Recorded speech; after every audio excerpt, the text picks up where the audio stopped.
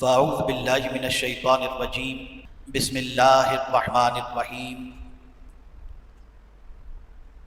قال النبی صلی اللہ تعالی علیہ وسلم الدین النصیحہ صدق رسول اللہ صلی اللہ تعالی علیہ وسلم الصلاة والسلام علیکہ یا رسول اللہ الصلاة والسلام علیکہ یا حبیب اللہ الصلاة والسلام علیکہ یا نبی اللہ الصلاة والسلام علیکہ یا نور اللہ وعلی آلک واصحابک یا حبیب اللہ صلی اللہ تعالی علیہ وسلم۔ بسم اللہ الرحمن الرحیم اللہم صلی وسلم وبارک علی سیدنا و مولانا محمد و آلہ و صحبہ وبارک وسلم۔ جزاکم اللہ خیرا۔ میرے پیارے آقا صلی اللہ تعالی علیہ وسلم کے پیارے دیوانوں، آج 9 محرم الحرام ہے اور کل انشاءاللہ یوم عاشوراء ہوگا۔ آپ اچھی طریقے سے جانتے ہیں کہ کل کا دن یعنی یوم عاشوراء پوری دنیا میں لوگ تاجدار کربلا امام علی مقام علی جدہ و علیہ الصلاۃ والسلام کی قربانی کو یاد کر کے کبھی آنسوؤں کے ذریعے، کبھی حوصلوں کے ذریعے، کبھی ان کے نقش قدم پر چلنے کے عزم کے ذریعے خراج عقیدت پیش کرتے ہیں۔ آج مجھے آپ کو سمجھانا یہ ہے کہ دین کسے کہتے ہیں، اور جب آپ کو دین سمجھ میں آ جائے گا تو پھر مقصد شہادت امام حسین بھی سمجھ میں آ جائے گا۔ اتفاق سے آج کا انسان دین کے بارے میں کچھ جانتا ہی نہیں، اور امام حسین رضی اللہ المولا تبارک و تعالی عنہ کے عظیم مقصد قربانی کو انسان سمجھتا ہی نہیں۔ امام حسین رضی اللہ تعالیٰ عنہ کی نگاہوں کے اندر دین کا جامع تصور موجود تھا، اور دین اتنی عظیم چیز ہے کہ اللہ نے ہم کو سب کچھ تو دیا، لیکن جو چیز دینے میں اس نے اپنی خوشی کا اظہار کیا اور جس چیز کو ہمارے لیے پسند کیا وہ دین ہے، کہ رب فرماتا ہے رضیت لکم الاسلام دینا، تمہارے لیے میں نے اسلام کو پسند کر لیا۔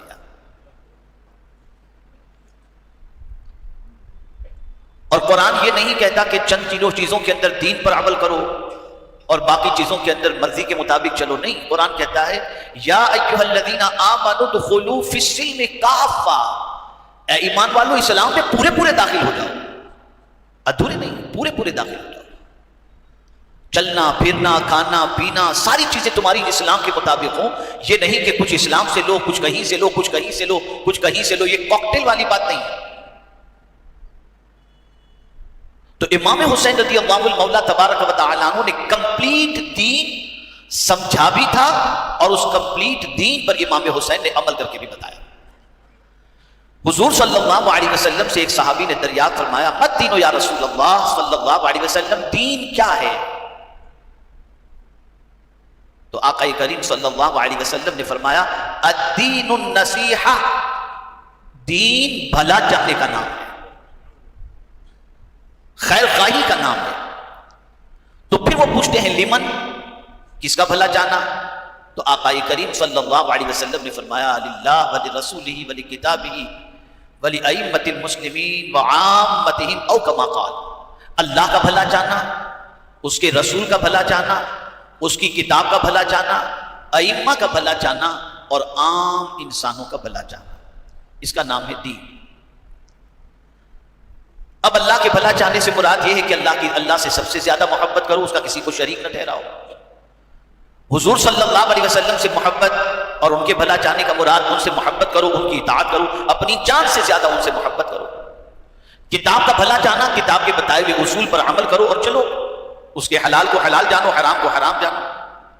ائمہ جو ہیں ان کو فالو کرو، ان کے خلاف نہ چلو۔ اور پھر فرمایا وعامتہم، اور عام انسان کا بھلا چاہنا۔ اب میں یہاں تھوڑا سا سمجھاؤں. پہلی سیڑھی ہی پر انسان پھسل جاتا ہے. اللہ کے بھلا چاہنے کے مقابلے کے اندر اگر اپنے بھلے چاہنے کی بات آتی ہے تو پھر معاذ اللہ آج کا مسلمان اللہ کو بھول جاتا ہے, اپنے پیچھے لگ جاتا ہے.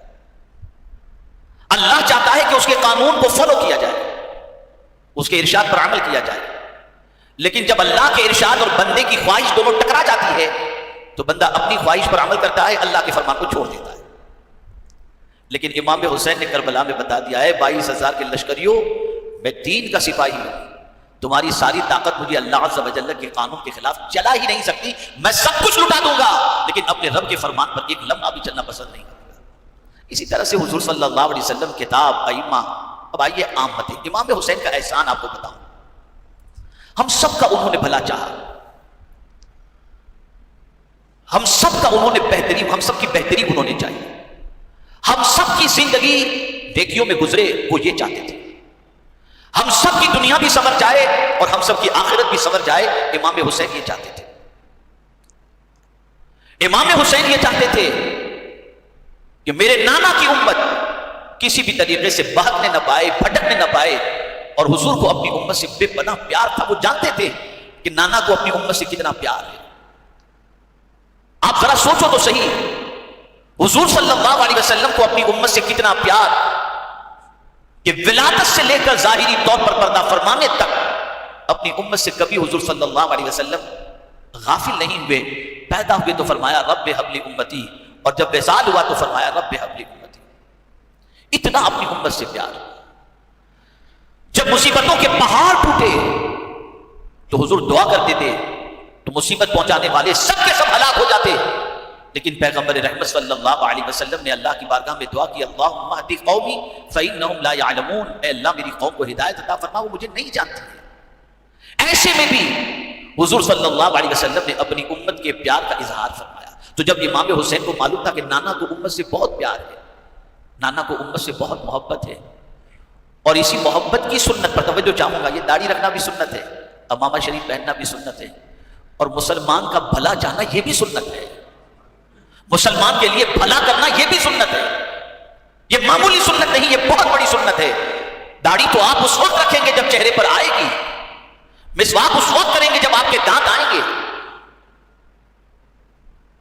لیکن حضور صلی اللہ علیہ وسلم نے پیدائش سے ہی, ولادت کے ساتھ ہی ایک سنت بتا دی کہ میں پیدا ہوتے ہی جو کام کیا, اگر تمہیں مجھ سے محبت ہے تو تم بھی وہی کام کرنا کہ میں پیدا ہوا تو اپنی امت کا بھلا چاہ رہا تھا, اگر تمہیں مجھ سے محبت ہے تو میری اس سنت پر بھی محبت سے عمل کرو.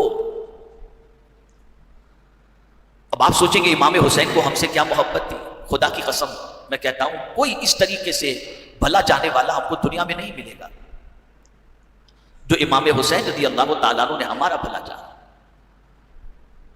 اگر وہ یزید کے ہاتھ میں ہاتھ دیتے تھے تو ان کے لیے کوئی مسئلہ نہیں تھا. حضور نے تو نوجوانان جنت کا سردار ڈکلیئر ہی کر دیا تھا, بچے بھی بظاہر بچ جاتے, کوئی ٹینشن نہیں ہوتا. لیکن جانتے تھے کہ اگر میں نے یزید کی بیعت قبول کر لی تو میرے نانا جان کی امت کا کیا ہوگا. میرے نانا جان کی امت بھی یزید کے طریقے پر اگر چلنے لگ گئی تو میرے نانا کی امت تو تباہ ہو جائے گی. اس لیے کہ یزید, یاد رکھیے گا جو جملہ عرض کرنا ہوں, الناس علی دین ملوکہم, لوگ اپنے بادشاہوں کے دین پر ہوتے ہیں. جو بادشاہ کا طریقہ ہوتا ہے وہی رعایا کا طریقہ ہوتا ہے. اگر اوپر سے کرپشن چل رہا ہے نا تو آپ دیکھیں گے نیچے سے لے کر سب کو بانٹتے بانٹتے بانٹتے اوپر تک جاتا ہے, اور اگر اوپر والا کرپٹ نہیں ہے تو نیچے والے سب سیدھے چلتے ہیں. بگاڑ اوپر سے ہوتا ہے, نیچے سے نہیں ہوتا, بگاڑ اوپر سے ہوتا ہے. تو امام نے دیکھ لیا تھا کہ یزید شرابی ہے, امام نے دیکھ لیا تھا یزید ناچ گانے کا شوقین ہے, اور کلمہ پڑھنے والوں میں سب سے پہلے داڑھی منڈوانے والا بھی یزید. امام نے دیکھ لیا تھا نماز کے سلسلے میں لاپرواہ ہے یزید, حرام حلال کی تمیز نہ کرنے والا ہے یزید. اب امام حسین نے دیکھا کہ اگر میں اس وقت یزید کی بیعت قبول کرتا ہوں, توجہ چاہوں گا جملے پر, اگر میں یزید کی بیعت قبول کر لیتا ہوں تو میں بھی بچ جاؤں گا, میرے بچے بھی بچ جائیں گے, لیکن نانا کا دین زندہ رہنا مشکل ہو جائے گا. تو پھر طے کر لیا میں جاؤں تو جاؤں لیکن نانا کا دین زندہ رہے, تاکہ نانا کی امت دین پر چل کر اپنی دنیا بھی سنوار لے اور اپنی آخرت بھی سنوار لے. لاؤ مجھے کوئی ایسا بھلا چاہنے والا انسان. اگر کربلا میں امام حسین رضی اللہ المولا تبارک و تعالی عنہ یزید کی بیعت قبول کر لیتے تو آج جو نماز کا جذبہ ہے, آج جو روزے کا جذبہ ہے, گناہ کرنے کے باوجود انسان کے دل کے اندر گناہوں سے گھٹن محسوس ہوتی ہے، گناہوں کے سلسلے میں دل کے اندر کڑن محسوس ہوتی ہے۔ شراب کا اگر اللہ نہ کرے کوئی عادی ہو تو دل سے شراب کو برا بھی جانتا ہے۔ یہ صدقہ ہے امام حسین رضی اللہ تعالیٰ عنہ کا۔ امام حسین رضی اللہ تعالیٰ عنہ نے نبی کی شریعت پر ہم چلیں اور ہماری زندگی گناہوں میں نہ گزرے، آوارہ لوگوں کے نقش قدم پر نہ گزرے، اس کے لیے امام حسین نے جام شہادت نوش فرما لیا اور ہمیں درس دیا کہ جب ہم سے تم محبت کرتے ہو تو ہم دیکھو کس راستے پر چل رہے ہیں، جس راستے پر ہم چل رہے ہیں اگر تم بھی اسی راستے پر چلو گے تو ہم بھی جنتی تو ہیں ہی، ہمارے راستے پر چلو گے تو تم بھی جنتی بن جاؤ گے۔ یہ ہے مسئلہ۔ بھلا کوئی اپنے بچے کو قربان کر کے ہمیں جنت کا راستہ دکھائے گا؟ کون ہے آپ بتائیے؟ ایک باپ نہیں کر پاتا۔ امام نے جان دے کر شریعت ہمارے سامنے اجاگر کر دی۔ امام نے سب کچھ لٹا کر ہمارا بھلا چاہا کہ ہم بھٹکنے نہ پائیں، ہم لڑکھڑانے نہ پائیں، ہم غلط راستے پر چلنے نہ پائیں، ہم یزید کو فالو نہ کریں، اس کی عادتوں کو نہ اپنائیں، اس کے طریقے کو نہ اپنائیں۔ لیکن آج اگر ہم دیکھیں تو بڑی معذرت کے ساتھ عرض کرتا ہوں، میرے امام حسین کی شہادت کے مقصد کو مسلمان بھول گیا۔ جیسے ایک آوارہ بچہ، توجہ چاہوں گا، جیسے ایک آوارہ بچہ باپ کی قربانی کا لحاظ نہیں رکھتا اور باپ کی بنائی ہوئی پراپرٹی کو کھا پی کر موج مستی اور عیاشی میں ختم کر دیتا ہے، میں یہی کہوں گا کہ ویسے ہی آج مسلمانوں کا حال ہے کہ جس دین کو امام حسین نے قربانی کے بعد ہم تک پہنچایا، آج ہم ایسے لوگ ہیں کہ امام حسین کی دی ہوئی قربانی کے بعد اس اسلام سے ہمارا نام کا صرف تعلق رہ گیا ہے، باقی کوئی تعلق ہمارا اسلام سے نہیں۔ پوری زندگی کا سروے کر لو، پوری زندگی کا احتساب کر لو، بس ہمارا حال تو یہ ہے کہ امام حسین کے غم میں چند قطرے بہا دیں گے، جنت مل جائے گی، باقی ان کے نقش قدم پر چلنے کا جذبہ نہیں۔ وہ ہمارا بھلا چاہنے کے لیے قربانی کی، وہ تو بچپن ہی میں ڈکلیئر کر دیے گئے تھے کہ صرف جنتی نہیں، نوجوانان جنت کے سردار، یہ لقب تو ان کو پہلے ہی مل چکا تھا۔ شہادت کا مقصد یہ تھا تاکہ میرے نانا کی امت بھٹکنے نہ پائے، لڑکھڑانے نہ پائے، یزید کے طریقے پر چلنے نہ پائے، ان کے سامنے اسلام واضح طور پر رہے۔ اور اس لیے کہ اہل بیت سے محبت یہ میرے نانا کی امت کو تعلیم دی گئی ہے، تو جب ہم سے محبت کرتے ہیں تو پھر یزید کے نقش قدم پر نہیں، ہمارے نقش قدم پر چلیں گے۔ لیکن آج مسلمان شراب بھی پی رہا ہے، آج مسلمان جوا بھی کھیل رہا ہے، آج مسلمان عیاشی بھی کر رہا ہے، آج مسلمان خیانت بھی کر رہا ہے، اور پھر زبان سے کہتا ہے میں حسینی ہوں۔ کہاں تم اور کہاں حسینیت؟ کیا یہی حسینی کردار ہے؟ کیا یہی حسینی پیغام ہے؟ ارے جس طریقے سے مصائب کے پہاڑ کے ٹوٹنے کے بعد پیغمبر رحمت صلی اللہ علیہ وسلم کو ایک دعا دی گئی تھی، ہر نبی کو دی جاتی ہے، وہ دعا انہوں نے قیامت کے لیے رکھ چھوڑی، لیکن ستانے والوں کے حق میں نہیں کی کہ ان کو ہلاک کر دے۔ سرکار فرماتے میں اس کو قیامت کے لیے چھوڑا ہوں اس لیے کہ قیامت میں میری امت بہت پریشان ہوگی، میں مفہوم عرض کر رہا ہوں، بہت پریشان ہوگی، تو میں دعا قیامت میں کر دوں گا کہ اللہ میری امت پر کرم فرما دے۔ اتنا پیار اپنی امت سے۔ تو امام حسین نے بھی دیکھا کہ میرے نانا ساری تکلیفوں کو برداشت کر کے امت کی فکر کرتے ہیں، تو آپ بس تیار ہو گئے کہ میں بھی ساری مصیبتوں کو جھیل لوں گا، لیکن میرے نانا کی امت جہنم کے راستے پر چلے میں اسے گوارا نہیں کر سکتا، چاہے میرا پورا کنبہ ختم ہو جائے، شہادت کا جام نوش فرما لے۔ لیکن افسوس اس امت پر کہ امام حسین کی قربانی کا کوئی لحاظ نہیں رکھی اور نہ ان کے نقش قدم پر چلنے کا جذبہ ہے۔ اے رسول اعظم صلی اللہ علیہ وسلم کے دیوانوں، دین کا نام ہے بھلا چاہنا، اور میں سمجھتا ہوں امام حسین نے جس طریقے سے ہمارا بھلا چاہا، تاریخ کے اندر اور زندگی کے اندر خاندان میں بھی کوئی ایسا بھلا چاہنے والا مل ہی نہیں سکتا۔ احسان مانو امام حسین کا کہ آج صدقہ کرتے ہیں تو ان کے صدقے میں، اور اگر مسجدوں سے اذان کی آواز آ رہی ہے تو یہ بھی قربانی حسین کا صدقہ ہے۔ اللہ تعالی ہمیں امام حسین کے نقش قدم پر چلنے کی توفیق نصیب فرمائے، اور تاجدار کربلا کے پیغام پر ہمیں عمل کی توفیق نصیب فرمائے، اور امام حسین رضی اللہ تعالیٰ عنہ کے وفاداروں کے اندر اللہ ہم سب کو شامل فرمائے، اور یزیدی کردار سے نفرت کی توفیق نصیب فرمائے۔ وما علینا الا البلاغ المبین۔ السلام علیکم ورحمۃ اللہ۔